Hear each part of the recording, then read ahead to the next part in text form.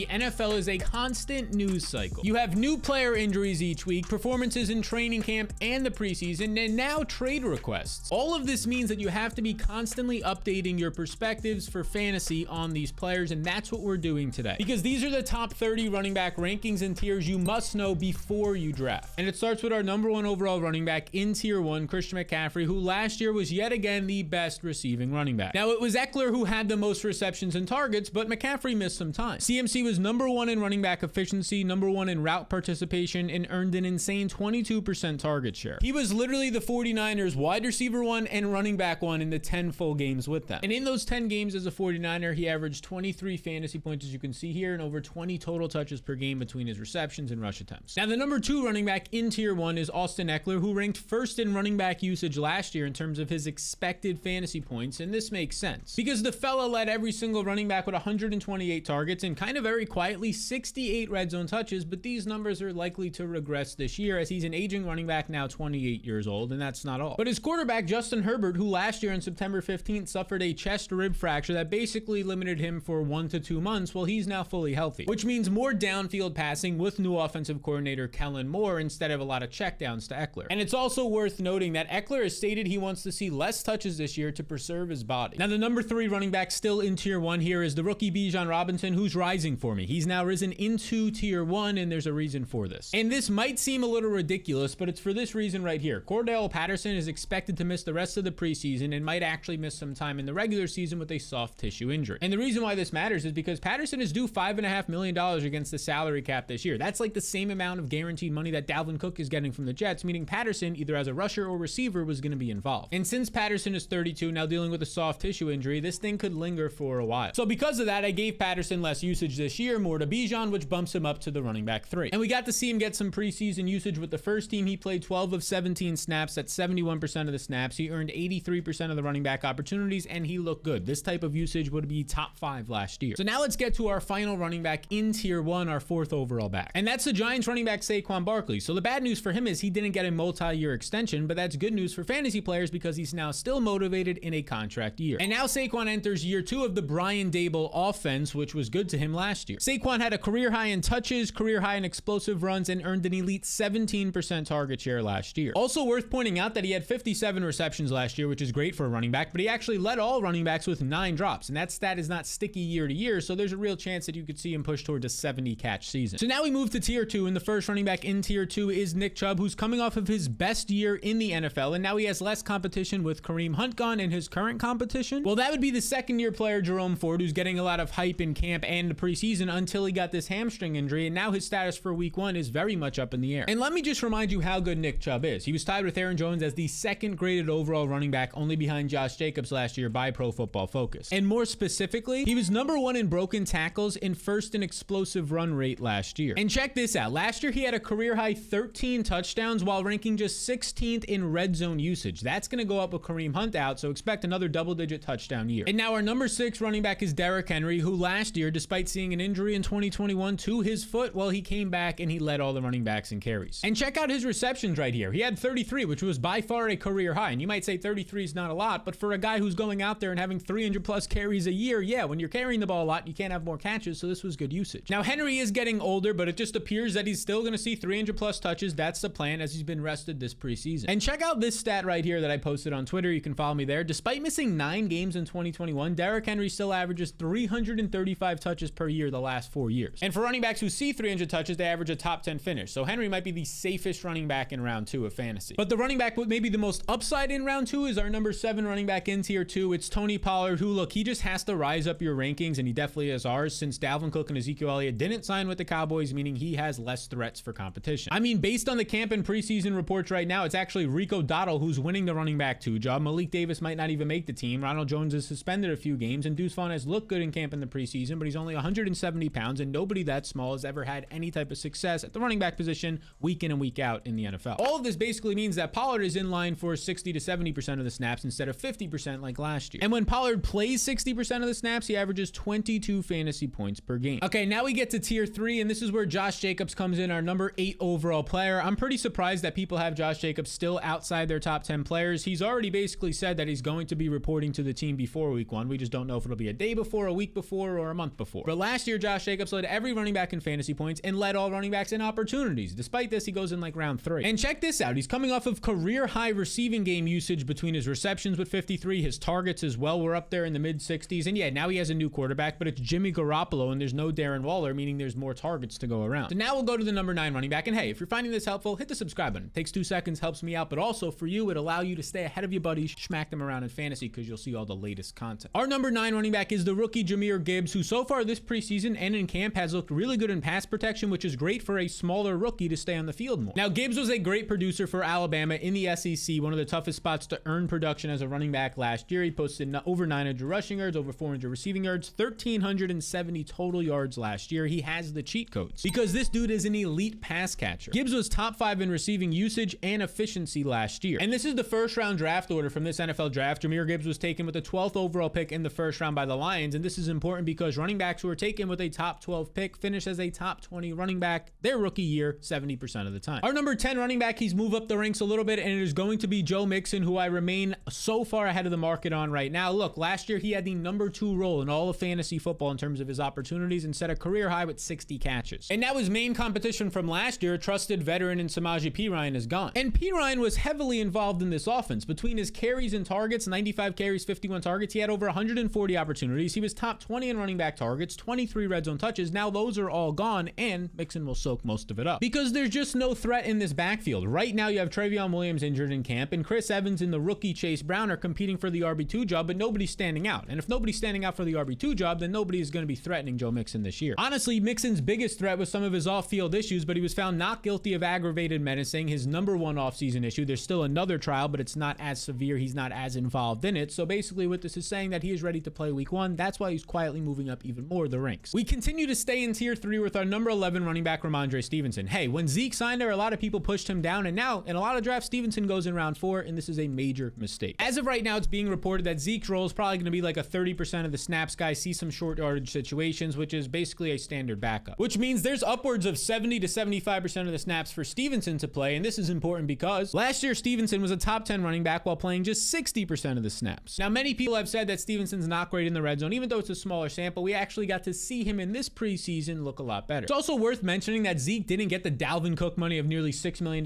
guaranteed a year. Look at this. He got just $1.1 million guaranteed, which is the basic backup money. That's like what Deontay Foreman got this offseason. Plain and simple, Ramondre is an elite receiver who can pick up yards after contact. So we're getting close to finishing up tier 3 here. Our number 12 running back is Najee Harris, who last year was just 52nd in running back efficiency, but we have to call out the injuries. Last year, a month before the season, he gets a Liz Frank sprain, which is a brutal injury. It basically kept out for most of the season Rashad Bateman last year, but he played through it. He wasn't himself. And then in November, he gets another injury with an abdominal strain. Now, entering this year, the Pittsburgh Steelers have actually helped Najee Harris in terms of improving the offensive line. They took a first-round tackle in Broderick Jones and signed a top 15 guard in Isaac Samalu. Now, I can't lie. I'm passing on Najee a lot in this range because I just see way more upside with some of the running backs that we did talk about and are about to talk about, including his own teammate that you can get literally 10 rounds later in Jaylen Warren. Our number 13 running back is Jonathan Taylor, and this is a complicated situation as of this recording because it's a wait-and-see situation. Taylor got acceptance by the Colts to seek a trade, but the Colts are basically asking for a first-round pick back and maybe even more, which a lot of teams aren't going to do. Maybe the Bears and maybe the Dolphins will do this. Now, if he joined the Dolphins or Bears, his ranking would improve because the Dolphins have a fast-paced elite running scheme under Mike McDaniel, and the Bears are just a run-first team. They're going to run a ton of rushing plays this year. But if he stays in Indy, I'm just not a fan because the Colts drafted Anthony Richardson, as you can see here, with the 4th overall pick, and he targeted running backs just 5% of the time last year in college and accounted for 31% of their rushing production, including touchdowns. That would just crush Taylor's upside. So most likely I'm out on Taylor, unless by the time you're watching this, he was traded to one of those 2 teams mentioned. And now for our final player in tier 3, it is Travis Etienne, who, look, he had the 2nd worst success rate in the red zone last year, and his receiving usage for a guy coming out of college as a great receiver was not all that good. He was just 27th in running back route participation. The Jaguars didn't want to use him. There's probably a reason for that. Instead, they went ahead and drafted 3rd-round pick Tank Bigsby, who was successful in the red zone last year and was an elite pass-catching option at earning targets in college. And now this last point's important because after the draft, Coach Doug Peterson said this. He wants to use multiple backs for specific roles this year. Now we head to tier 4, where we start off with our number 15 running back, and that is going to be Breece Hall, who's returned from practice. He's cutting 100% on his knee, and he's ready to go for week 1. Meanwhile, his new competition, Dalvin Cook, his status is up in the air, recovering from his shoulder surgery. Now look, plain and simple, Breece Hall has to move down the rankings because of this right here. Dalvin Cook signed and he got $5.8 $8 million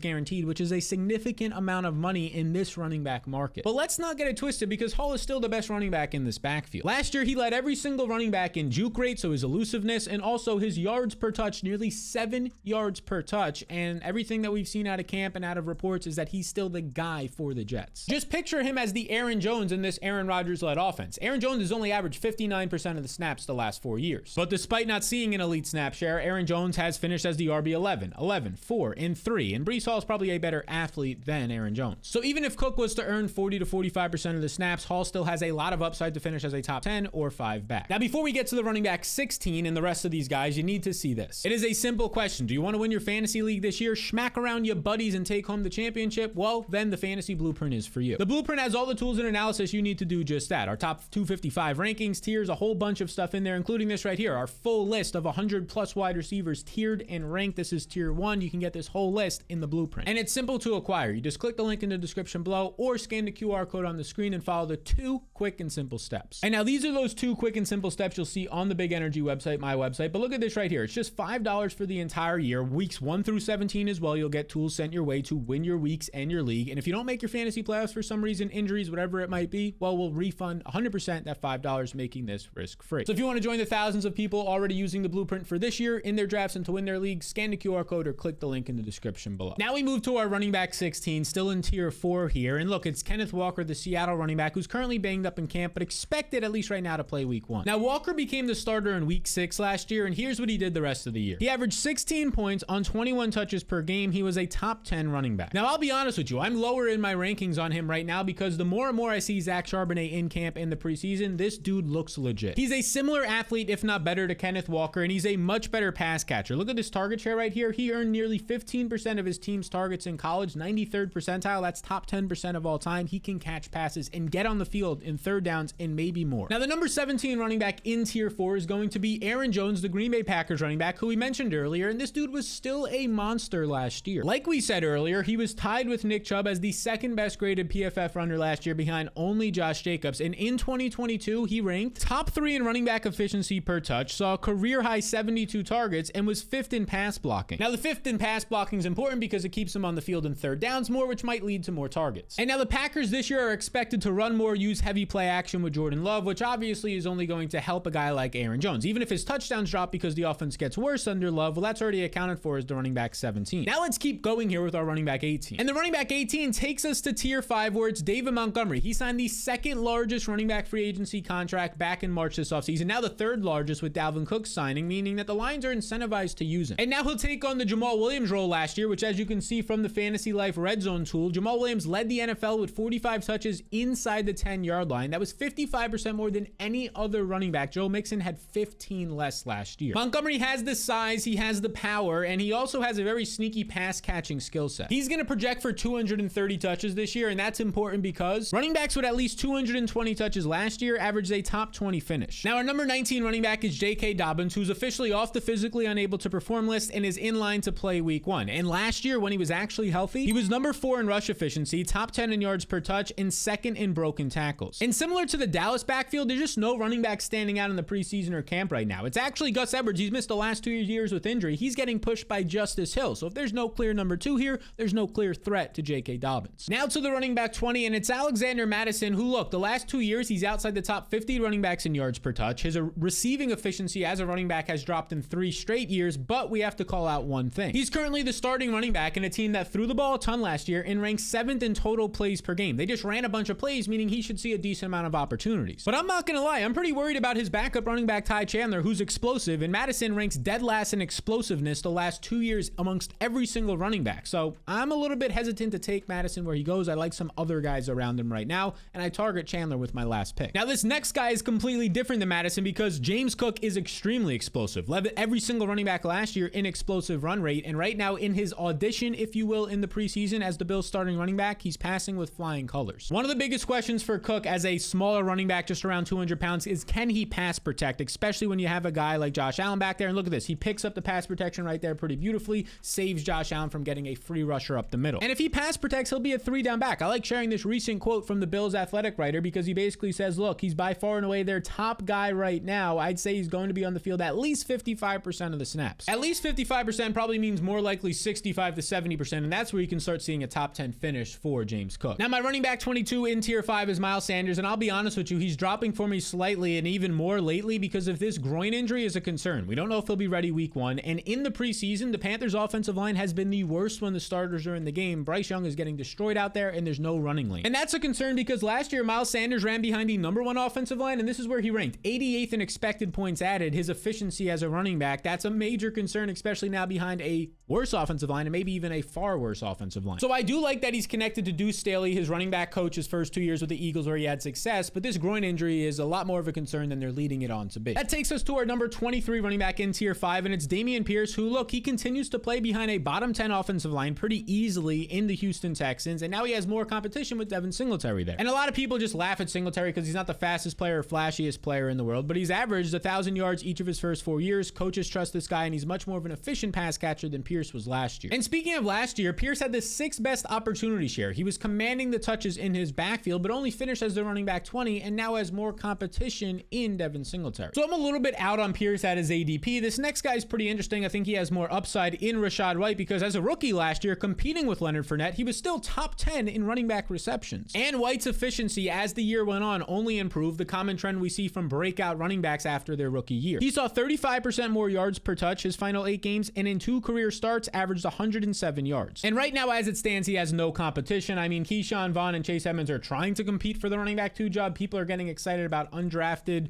running back who was supposed to be drafted but had some medical issues in Sean Tucker, but he might not even make the team. So as of right now, I'm in on Rachaad White because there's a little bit more upside if you find yourself in that range of the draft. And that takes us to tier 6, my number 25 running back, Cam Akers, who, look, he only has 1 threat in this backfield, and it's Kyren Williams because he can catch passes on 3rd down, but we didn't see it last year or in the preseason this year. Look, we've only seen good stuff from Akers this camp and preseason. He was rested with all the clear starters, and if anything, the offensive line can only get better this year. And just to keep in mind, it's fun to point out that over his final 6 games last year, he was the running back 4 in fantasy, and now he gets back Cooper Kupp and Matt Stafford, which should only make this offense more efficient, more plays run each drive, and potentially more touchdowns for Akers. Now let's move to my number 26 running back, who I'm kind of excited about. And that's the veteran Alvin Kamara, who, look, he got only 3 games of a suspension instead of 4 to 6 like many people believed. So now he's moving up my rankings. He's my number 26 running backs, but he goes outside the top 30 still, despite last year still finishing as a top 13 back. And he was a top 13 back despite not being a great rusher, still a solid receiver, and only scoring 4 touchdowns. If he sees his average touchdowns of like 7 or 8, once again, he was a top 8 running back. Now, his biggest competition is not actually Jamal Williams. He's not all that great. Yeah, he could score 1-yard touchdowns for the Lions last year. I'm not impressed, but it's actually 3rd round pick Kendre Miller, who in the preseason showed a nice reception, so some nice pass protection. He's maybe a threat. But Miller is no comparison in the receiving game. It's still Kamara, who last year, despite being a little bit older now, was still 6th in running back efficiency as a receiver and 2nd in usage. My 27 running back is another veteran discussed earlier. It's Dalvin Cook. And look, this is a complicated situation because we're still waiting for him to recover from shoulder surgery. His week 1 status is up in the air. And now he did get paid a lot of money, $7 million base salary, almost $6 million guaranteed, but that's probably because of this right here. Aaron Rodgers took a $35 million pay cut and he wanted Dalvin Cook, so it's kind of like a negotiation. Hey, I'll take this pay cut, but you got to go get Dalvin Cook. I trust him. But make no mistake about it, like we said earlier, Breece Hall was the number 1 running back in yards per touch. Last year, Dalvin Cook just 27th, and he was actually outside the top 100 running backs in overall efficiency. That's bad. But that $7 million base salary, whether it was because of Aaron Rodgers or not, will keep him involved for probably around 40% of the snaps. So as I said, Breece Hall's the Aaron Jones in this offense. Think of Dalvin Cook as like the A.J. Dillon, which makes him a fine option around the running back 30. We stick in tier 6 here, and it's our number 28 running back, James Conner, who, look, this guy's been a top 10 running back since 2020, and he was great last year. Over his final 7 games, he averaged 20 fantasy points on over 21 touches per game. Now, this production was impressive because the Cardinals ranked 27th in offense during that time. So people will say, oh, the Cardinals are going to have a bad offense this year. Yeah, well, who cares? He did it last year. And it is going to be bad in Arizona. They're projected to win the fewest games, just 4.5 games this year. But if they're going to be trailing a lot, maybe even more targets for James Conner, as he doesn't have any real competition. Now, our number 29 running back is a guy I'm below market on. I see the appeal to a guy like DeAndre Swift. I'm just not there. Now, the reports think that Swift is probably going to get the first carry this season, but it's still going to be a split backfield. Because as of right now, Kenneth Gainwell is getting the 2-minute drill work and the 3rd down passing usage, which takes a big chunk away from what Swift can do. But DeAndre Swift was still great last year. He was efficient. 2nd in yards per touch, averaging over 6 yards per touch. The problem was just injuries, and the Lions were just getting tired of the fact that his mentality wasn't in football, is what some anonymous sources have said. Now, the good news for Swift is he's actually been rested in one of these preseason games, taken out early, unlike Rashad Penny, who's been working with the 3rd-team offense. But he still has to deal with potentially Penny if he makes the team, Gainwell, and oh yeah, Jalen Hurts mobile upside. Now, the number 30 running back in tier 6 is Javonte Williams, who, look, he got some some preseason run, and he looked pretty good. According to Pro Football Focus, the first team offense in Javonte's first preseason game played 23 snaps. Javonte earned 13 of these, about 57% of the snaps, and he saw 5 targets on just 8 routes run. Now, it's easy to get excited because we saw Javonte out there. He's returned from this injury so fast, but this doesn't mean he's 100% healthy, because the expectation is still a split backfield with the veteran Samaje Perine, who coaches trust, because Javonte's coming off of